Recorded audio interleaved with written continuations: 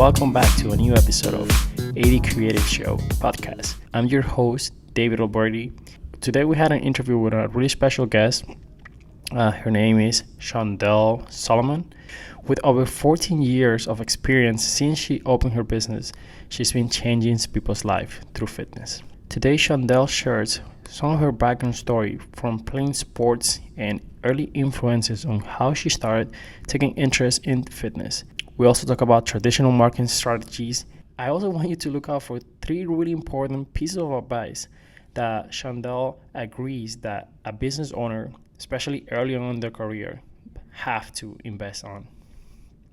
Some other things that we talk about are intent and the importance of setting up values to fuel, to drive your vision, to making that dream life a reality.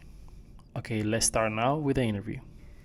All right. Well, as I said, my name is Shondelle, and I am a fitness coach and entrepreneur. So I've had a private gym since 2006. I'm in my 14th year, and I started off with a small group personal training studio when I just didn't feel the vibe of the large traditional global health clubs anymore as far as being able to reach the people I really wanted to reach.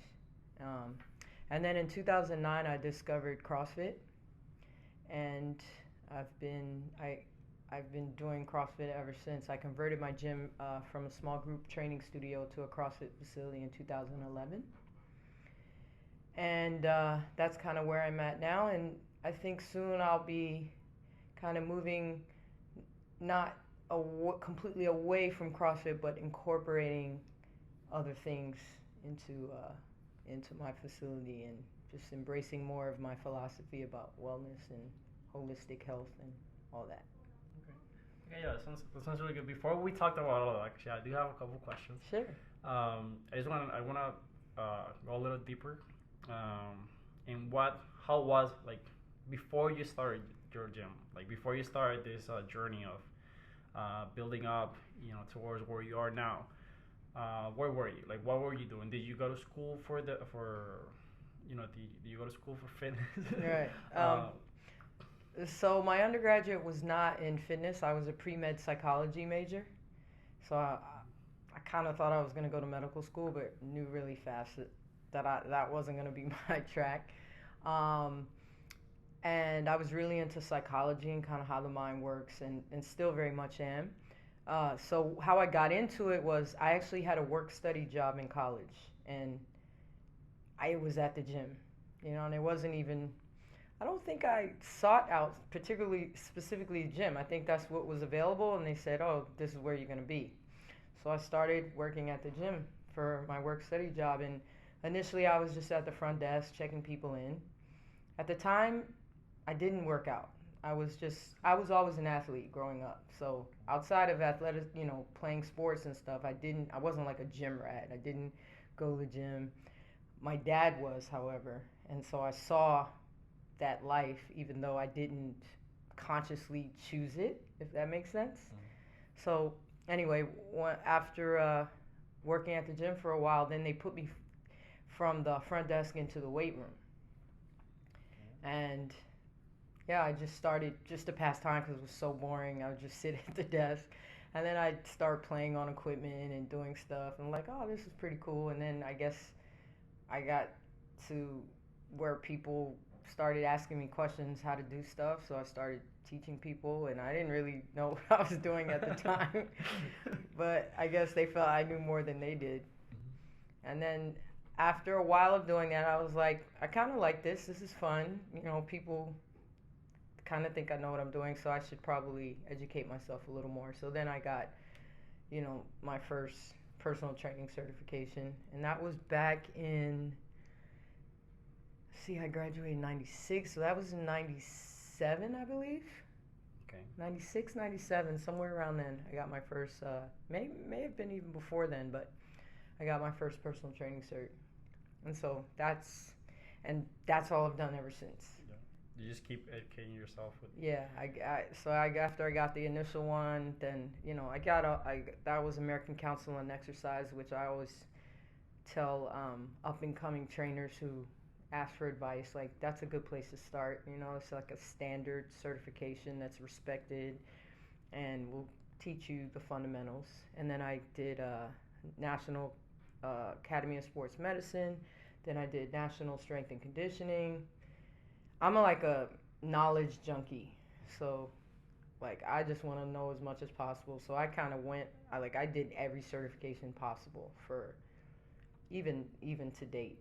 Like I still just want to get as much info as I can. So yeah, and then I worked at a couple health clubs. That's kind of how my career started, just working in health clubs, and never really jived with any of them. I worked at one for a good amount of time, for about 2 years, and that was great because I learned how to just engage with people, have the conversation, just build my confidence as far as interacting with people in that sort of environment. But soon after I realized like I need to call my own shots, which is how I got into the world of entrepreneurship. Like I'm not a good what's the word? I don't like being told what to do. Does that mean like before? So what made you take that decision? The Like what? Yeah, entrepreneurship. was there any specific thing that Yeah, happened? so I was at a gym in South Beach, and I was an independent contractor. So my clients paid me directly. And that was cool because, I could charge what I felt I wanted to, deserved and was worth, and I did that, and then they decided to change the business model to where we were employees of the gym. And so obviously you're not going to get paid the same, so it was like significant decrease in my income. And then there were just so much more, like you have to be here at this time, this is the time you can take your lunch, blah blah, all that traditional corporate stuff. And I just knew like that wasn't going to work for me because I needed my number one value is freedom, and I realized that I needed to be completely in control of my income and my time. And I knew the only way I could do that is if I created my own thing. So, as scary as it was in the beginning, as I'm sure, that's all entrepreneurs have that experience of like, oh my gosh, am I going to be able to do this? Like, you know what I mean? Do I know what I'm doing enough to be able to support myself? But you figure it out. And so I did. I started small. I had a gym in my garage at home. And then I started doing like boot camps in my local parks. So I didn't have any real overhead, which I think is a huge deterrent for a lot of people starting off, right? It's like you have to have money to start, but thankfully I didn't really have to. I just invested in learning how to market myself. Right. Can you talk more about that? Because I was just thinking about that. Like since you started, you took off from this established gym that you kind of had your own clients there.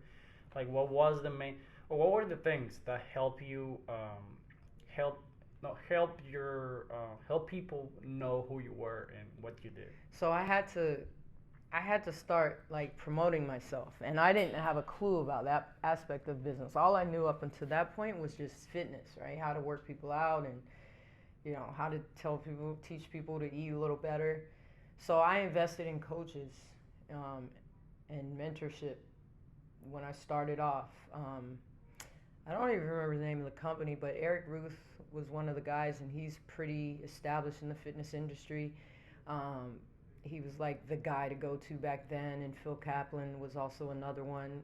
These are like old school. Anybody who knows these names, they've been in the industry for a minute, because these guys were like, they're still around, but they were like, the place to go back then. So I invested and, bought their courses and programs and just learned how to market. And at the time, back then, there wasn't social media. there was like MySpace, I think. Is that what it's called? Like like no MySpace. one, That was a really yeah, big thing. and I barely had that. Like I was not into MySpace at all, and so anyway, so it was all offline marketing. Sending postcards. I did a lot of network. I joined the local chamber and would network and meet people. Um, Referrals, like emails. I mean, that's how I started. So, but yeah, I didn't. I sought help for sure in the beginning because, and I mean, I still do. But back then, I really, really had no clue what to do to bring people in the door. So my first boot camp, I took a flyer. I created a flyer based on a template that my coaches at the time provided, and I like bought you bought lists back then of like the addresses in your neighborhood. You could like spend money. I forgot what it's called, but lead. I forgot what it's called, but you could buy addresses for people in your neighborhood. So I bought a list, and I bought like the little sticky, to put the addresses on. I remember being at my computer like with this Excel sheet trying to print out all the labels and sticking them on the flyer, and like I sent out this flyer and I got like, man, like I want to say like 80 something people into my first boot camp. And when I did that, is really good. it was That's really good. I was like, holy cow. So I showed up the first day of boot camp and there were like all these people there. And I'm like, wow. But again, back then, boot camps were new. It wasn't like now where there's so much competition. Everyone's doing boot camp. Everyone's doing CrossFit. Everyone's doing Orange Theory or something. It's just a way more competitive industry. So back then, everything was fresh. So just boot camp was like, whoa, there's a boot camp in my neighborhood, and everyone came. And so that's how I started, and that helped build my confidence a lot. And then from some of those boot camp clients became my personal training clients, and then I would train them in my garage at home. Yeah. Were these boot camps, were they for free or what? No. Did they have to actually pay? No, they paid. They paid because I mean, like I said, that was my livelihood. Gratefully at the time, my husband had a great employment, so it allowed me the space to kind of figure it out and not be like pressured to like, oh my gosh, I got to make this amount of money, so that helped a lot, not having that pressure. I think a lot of entrepreneurs, when you're in a position of having no fallback or no financial support, then there's that added pressure of like, gosh, I'm just starting, but I also need to make money, right? That's right. So gratefully for me, I wasn't in that high pressure situation, but I made money. It was awesome. It was cool. And then my boot camps I ran for a while. I want to say at least 3 or 4 years. I kept doing boot camps. They weren't always 85 people or whatever, Yeah. but they It was consistent. yeah, it was consistent. And then well, I don't want to you want to ask a question because I don't want to just No, yeah, but I can relate to some of the things that you're talking about because when I started to really take it seriously, I was living with my parents, and it was just the perfect time to, just do nothing else but just focus on, how to really start a brand, how to get people to hire me. I didn't have to pay rent. Exactly. I didn't have to pay food. I just had to pay my phone bill, and that was it. Yeah. So it makes it easier. It made it a lot easier. Yeah, and you can be more aggressive with like the things you do. My marketing, I could send out huge mailings of flyers. I could create like the glossy 8.5 by whatever. I did like really nice flyers, and so that's cool. Not every entrepreneur has that, is in that position to do that when they start, so then you have to just be more creative with how you spend what you earn. And sorry, no, and just making sure that you spend your time doing high leveraged activity. So if you try something, if you're not getting a return, don't spend a whole lot of time doing that. Try something new. What do you think, or just based on what you know? Let's say people don't have that opportunity.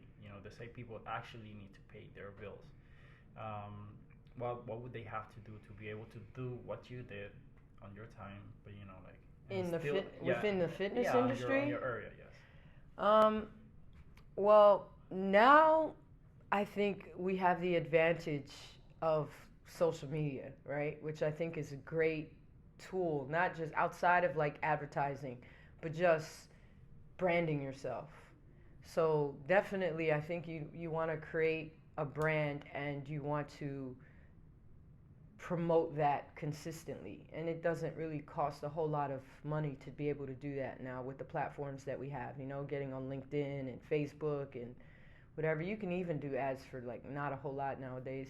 Networking was a big thing for me when I started. Just getting out and building relationships. Business and entrepreneurship is all about relationship building. And the more relationships you have and the better the quality of your relationships, the better your business is going to be. And so you got to just get out there and meet people. And I did a lot of that in the beginning. Now I hate networking. Like I really don't like it at all. I do it every once in a while, and I know there's still benefit in it. But now I've built my business to a point where I know a lot of people just in my community, and so people, there's a lot of referrals and a lot of word of mouth. And but yeah, in the beginning, definitely that. Let's see what else. Definitely, like you gotta invest in coaching. You gotta invest in someone who's done what you're trying to do, because then you decrease your learning curve significantly, right? Instead of trying to figure out like, oh, is this gonna work? Is this what the best way to do this? Like, there's people out there who've already done it and who've done it successfully and who can totally help you. And I know a lot of people when they start, they're like, oh, I don't have the money to pay a coach, but I mean, I'm a believer that you find money for the things that are important to you, you know? And so I think if there's one thing that you absolutely must do when starting off is to find a mentor. And sometimes you may not even have to spend a lot of money. There are a lot of people out there who want to help people who they know are like serious and believe in what they're doing and really are willing to do the work. There are people out there who want to help. You just got to reach out to those people and ask for help. So those would be my three big things: social media, networking, and getting a coach. Right. So what I want to talk about now is what does your daily routine look like? And also you were telling me that you weren't a fitness junkie. So how was that transition of like not really looking out to go to the gym like every day to work out to now like running a like Well, a gym. after a while, I mean, I saw the benefit of what I was doing, so I actually like enjoyed it. Being working out and seeing the results. I never struggled with weight or had any like body issues or anything like that. But I I still was able to see like my body change and transform, and that was inspiring to me. Like, wow, like I can, a month ago I lifted 10 pounds, now I can do 30 pounds or whatever it may be. So that motivated me. And then finding also, I had a peer group that all worked out in the gym, so it was just also kind of our social time, and it was just a good way to hang out outside of doing unproductive 20-year-old things, which was what the age I was around that at that time. Um, and now, I mean, it's my livelihood. It's what I do, so I'm there. A lot of people think, though, however, that because this is my industry, like I'm obsessed. Like working out is just all I want to do, and like it's not challenging for me. And you know, I live and breathe the gym, and that couldn't be further from the truth. Like I mean, for me, working out now has become a habit. So it's not even about how I feel about it and my emotions, because 80% of the time I have no desire to work out. I really don't feel like it. And that's just the truth. I think I struggle as much as the average person, and not feeling like it. But one, because I've created the habit, my emotions don't get involved. And two, when you really know what the benefits of what you're doing are, then you kind of focus on that. You know what I mean? So at this point, I have a 15-year-old son and an 11-year-old daughter, and I just want to be as vibrant and healthy for them for as long as possible. And when I think about that, I'm like, okay, I gotta I gotta move my body. You know what I mean? Because I think it's easy to take for granted when you're younger that you're always going to be in the shape that you're in. You know what I mean? But as you start to get older, you realize like if I don't move my body, if I don't eat the proper foods, if I don't get enough sleep and hydrate and do all the things that you need to do to be healthy and to enhance the quality of your life, then at some point it's going to fall apart. And I don't want it to fall apart. So I just focus on that. I focus on the results and not so much the process. I mean, the process is not miserable for me. I enjoy working out is not like, there's other things I could do that are way less pleasing to me. But it's not like I wake up every day like, yeah, I get to work out today, So I don't know if I would call myself a gym junkie, I just kind of, this is what I do for a living. I enjoy helping people change their lives by changing their health and fitness, and I just want to enhance the quality of my life. So that's why I do it. And I can relate to what you're saying about, other people think, because when we're younger, we think we're going to live forever. Yeah. So especially when I was younger, that I started working out, that I was in school, people would just make fun of me whenever they will see me like struggling because I'm coming back from the gym like hurting, right. And I'll be complaining about it, and they just be like, "Oh, what are you even working out for? Like, yeah, what is the point of that?" I didn't really understand at the time that if you keep working out over time, like over a long period of time, it's gonna show on your body, like you're gonna look different. So after maybe a year or two, like working out, like almost every single day, you could really tell the difference between like my body and the other kids. Yeah, now they're like, and then they look at you and they're like, oh, now I see what you're doing, right? Yeah. They understand. So people often ask me like, oh, and it's the most annoying question to me. Why do you work out? You're already in shape. You're already like, you don't need to lose weight. You don't need to, but I'm this way because I work out. Exactly. I'm fit. I'm healthy. I don't need to lose weight because I do this. It's not like an option for me, and this is what I try to tell my clients all the time. It's like, you've got to approach it from the same perspective of like all the other things you do in your life that you don't necessarily love to do, but you have to do. So like brushing your teeth, right? It's not something you think about every morning like, should I or should I not brush my teeth? Should I or should I not shower? Should I or should I not take my kids to school, right? And your emotions are irrelevant to those things. You just do them because they're things you have to do. And so that's the mindset that I have with working out and this lifestyle I live. Like, it's not really optional. It's just something that I have to do to be able to live the life in the way that I want to live it. So I think for a lot of people, they just need to shift their perspective. Working out is more like, they see it as I think they see it as something that you do. If you get in shape and then you stop doing it for like. Yeah, it's like like, oh, I want to lose 20 pounds. I want to fit into my clothes. Like, it's got to get temporary. Yeah, it's got to go deeper than that. And there's nothing wrong with having those kind of goals because we're a visual society. Like, people care how they look, and we want to look good and feel great. But if that's all that's driving you, then it doesn't last very long, right? Because then once you lose the 20 pounds, then what? Then you're like, okay, I'm there, and you get bored. And you get bored, and you have no. You reach your goal, and that's it. Yeah, so you really have to have an internal motivation, and for me, mine is just. It's become clearer as I'm getting older, that you really start to realize and embrace your mortality, or your immortality or mortality. Well, mortality. The fact that mortality, yeah. Right? Yeah, I'm not immortal. Your mortality. Wish I was immortal. I'm trying to be immortal, but no, your mortality. So, like, for me, that's a huge motivation. And like I said, my kid, like, I want to be as vibrant as I am now with my children.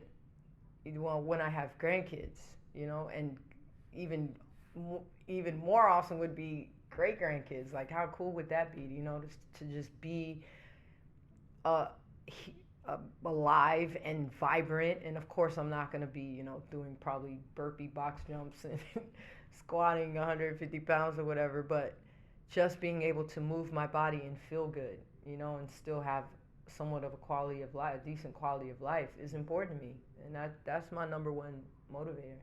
That's true. And now imagine at that, cause imagine at that age being like that, like grandma or grandpa that's still like all lively and like they can Yeah, actually help their family like do things. Cause it's my grandma like she doesn't work out, so I guess she's like kind of an exception.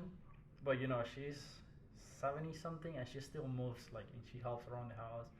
yeah, and sometimes it's not working. It's just being active, Yeah, right? You exactly. don't always have to like go to a gym but you have to move your body. Our bodies were designed to move, and we live in a culture now where so much is done for us, and most people are, working, living sedentary lives. They sit all day, they go home, they sit on the couch, like we're in a car sitting, like we don't move. And if you don't move your body, then it's not going to work the way it was designed to work for a long period of time.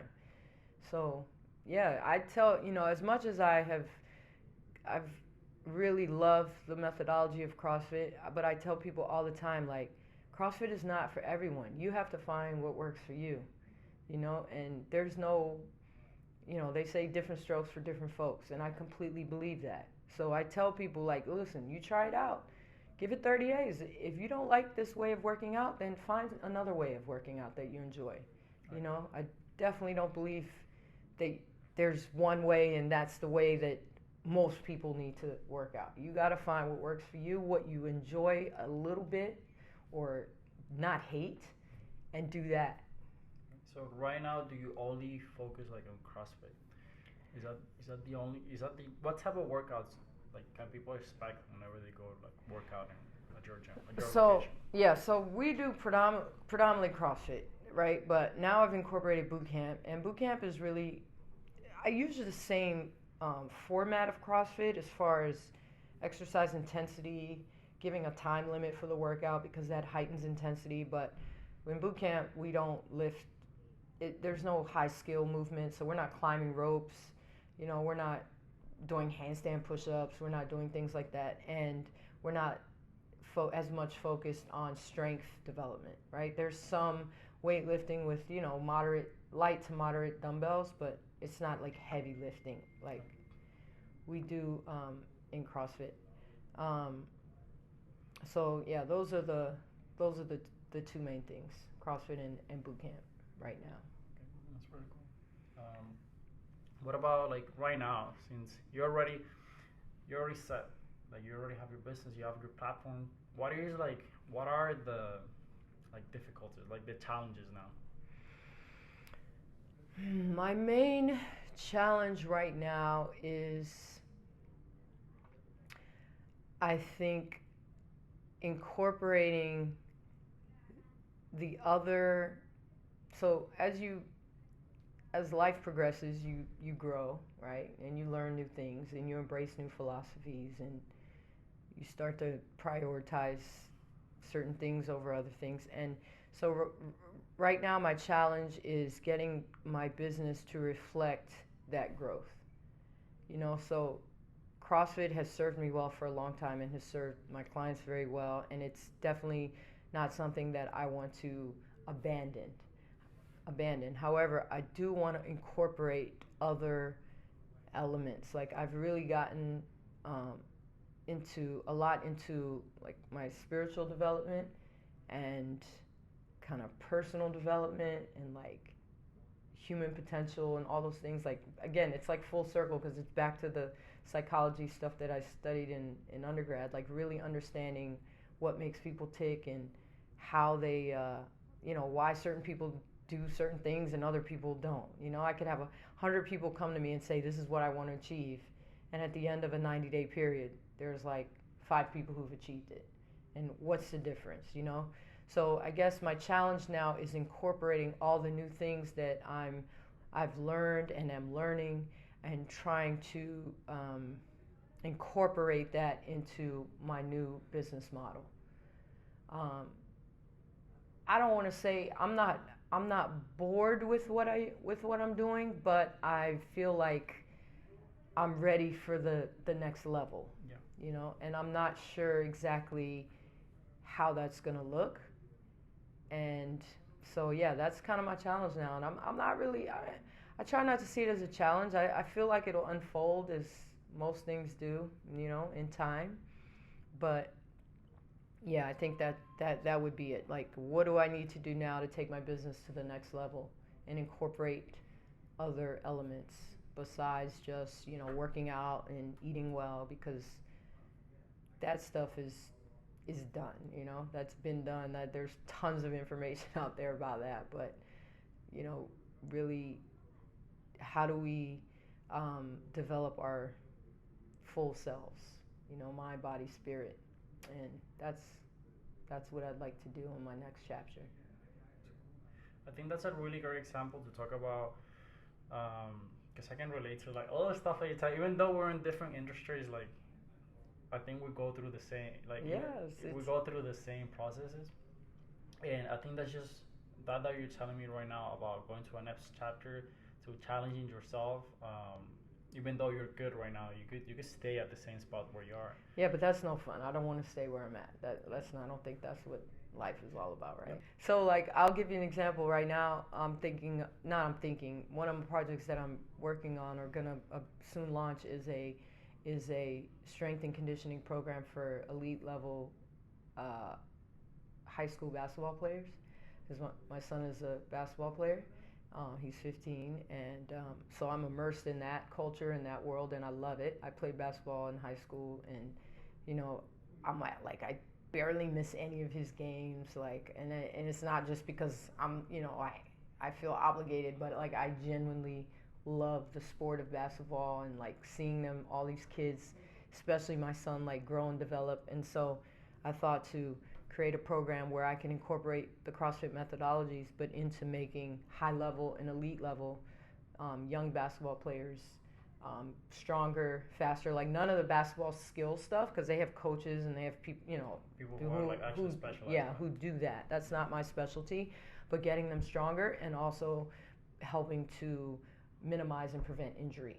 Because, you know, as young as my son is now, he's already had like no major injuries, thank God, but he's had a few, you know, like twist an ankle or break a toe or all these things. And you know, I know that there's things that can be done in training protocols that can minimize the chance of injury, right, as much as possible. So that's a project that I'm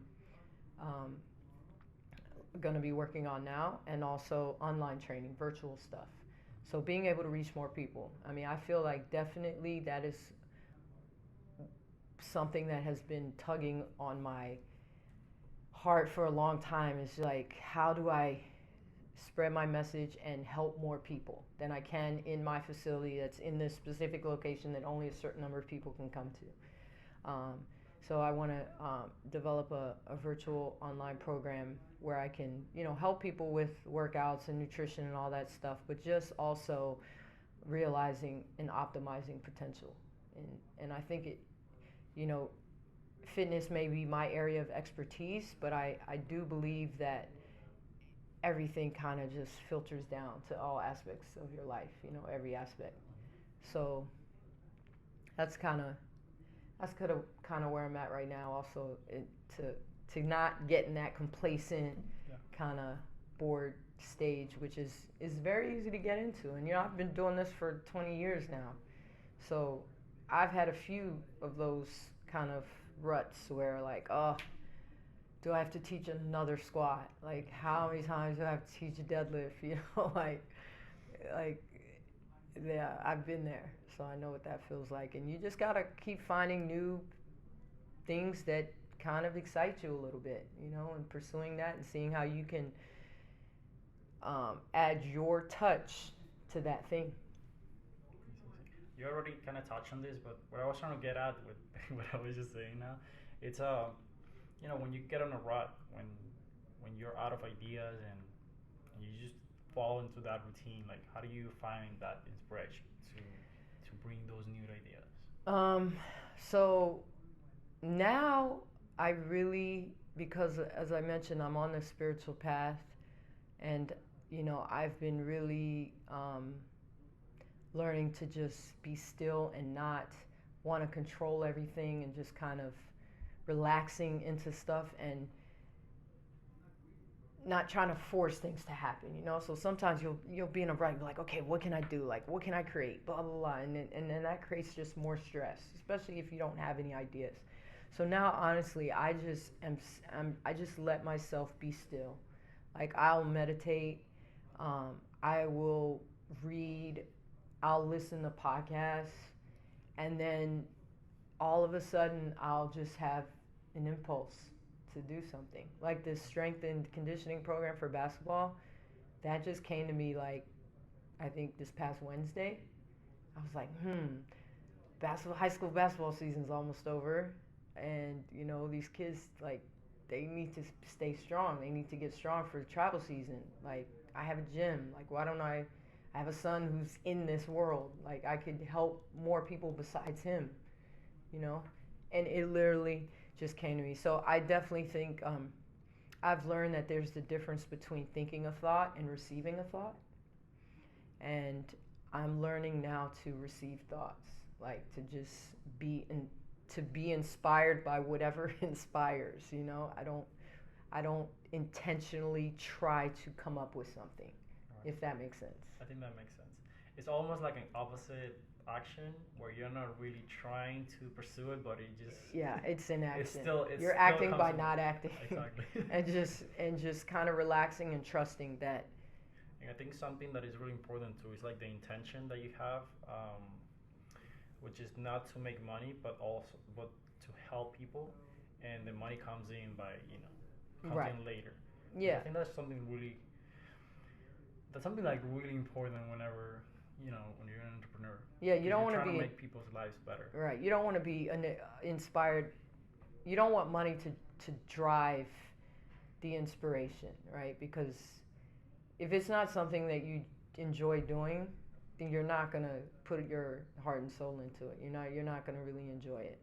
So yeah, 100%. Like if you pursue the path of what you enjoy and what doesn't feel so much as work, and you are able to put all of you into that, then the money will come. I mean, and a lot of starting new entrepreneurs, it's kind of like, oh, you hear that, but you're like, yeah, but my rent's due next week, and I got my cell phone bill to pay, and you know what I mean. Money is important, undeniably so. Like you've got to earn a living doing what you do, but you have to trust that if you are doing what you feel your purpose is and what you're genuinely passionate about, and you pursue that with all of who you are and everything that you've got, that the money is going to come. And a lot of that just comes with faith and experience, and just knowing, like, I can't tell you how many months I'm like, oh my god, this is going to be a month where I can't pay everything. Like this is going to be the month, and the month comes and I'm good. And I've had that month, I feel like, every month for 20 years. It's always like, this is the month that's going to take me down.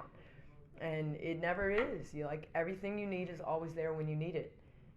So it's really trust and just having faith and doing what, working and living in integrity, and I tried in my best to do that. What I basically want is like for people that are trying to do something similar to what you do.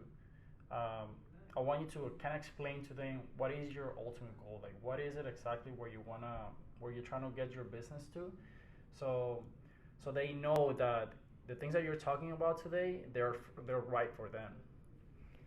Right. Well, I mean, I think what's right for me is not going to be right for everyone Exactly. listening. You have to decide what you value, what's Right. important for you, and that's a process. Like becoming very clear on what your values are. What matters. And for me, as I mentioned earlier, my number one value is freedom. Like I don't like restrictions of any kind, and like in the most like simplistic of ways to like everything. I just want to be able to have complete time freedom and financial freedom, and in doing all of that, being able to help as many people as possible. So, my ultimate goal is to be able to like my idea of success. It's really being able uh, to feel fulfilled living my idealized life, and it doesn't really have everything to do with external things. I do believe success is, from the inside. Like if you're fulfilled and if you feel like you're living your purpose and doing what you're here to do, and again, that's we all have different purposes, and that's it's a process to get to that place of being clear on what that is. But when you're doing those things and you're feeling fulfilled, and that's my goal. I mean, I want to be able to everyone that I meet, I want their lives to be better because they met me and because they had some engagement with me, right? And that's my mission, And right now I'm doing that in fitness and in health, and I do believe that will always be a part of what I do, but I think that will expand. So however our paths meet, like we've met and we met and just kind of, you walked in my gym like, hey, you need help doing this? I'm like, okay, right? And every relationship I want it to be like that. I just want people to feel like I help to inspire them. That's my goal, to inspire, to help people realize their ultimate potential as I'm discovering mine, as I'm on that path as well. I'd love to leave a legacy, on the heels of Kobe Bryant's death a couple weeks ago. That was a real eye-opening experience for me, as far as like, man, this man really left a legacy. Like, there's so many people, like millions of people, who've been impacted by his life and what he did, and not just playing basketball, but what he represented and what he believed in, and the example he set. And that really just reminded me of how that's really what it's all about. Like when you leave this earth, being able to have an impact on as many people as possible.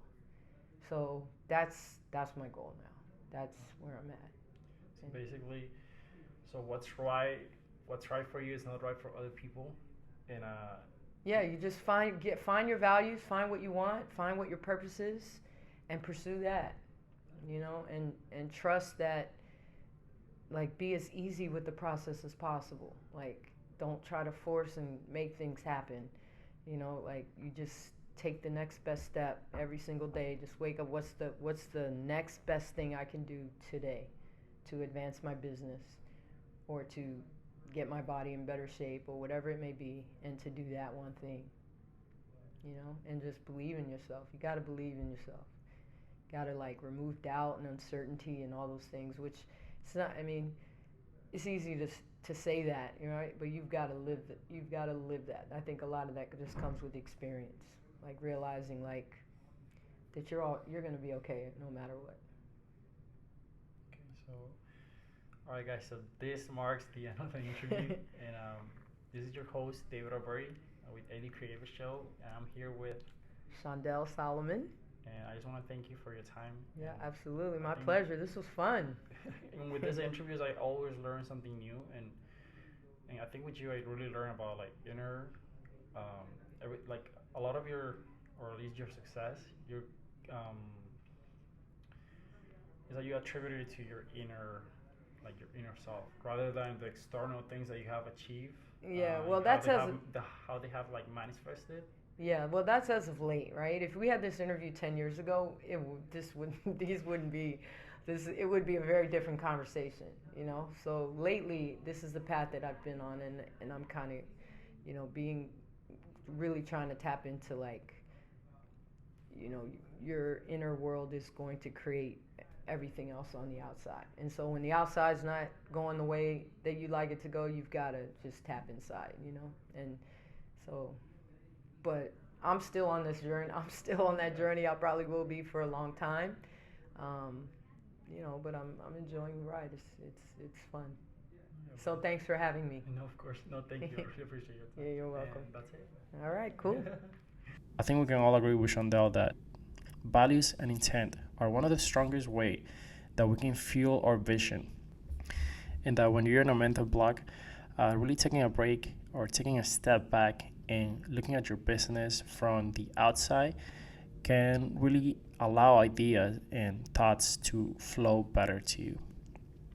And inspiration can come from anywhere. Just how we learned today with Shondelle that she found inspiration for a new venture on one of her kids' basketball games.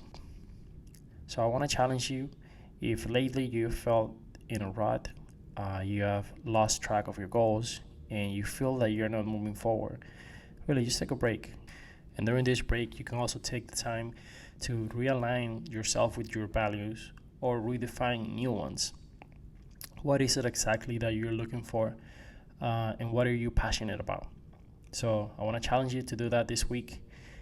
Thank you so much for tuning in on the second episode of 80 Created Show, the podcast where we talk about entrepreneurship and fitness and how they can both change your life as an individual and as a business person. I'll catch you on the next one.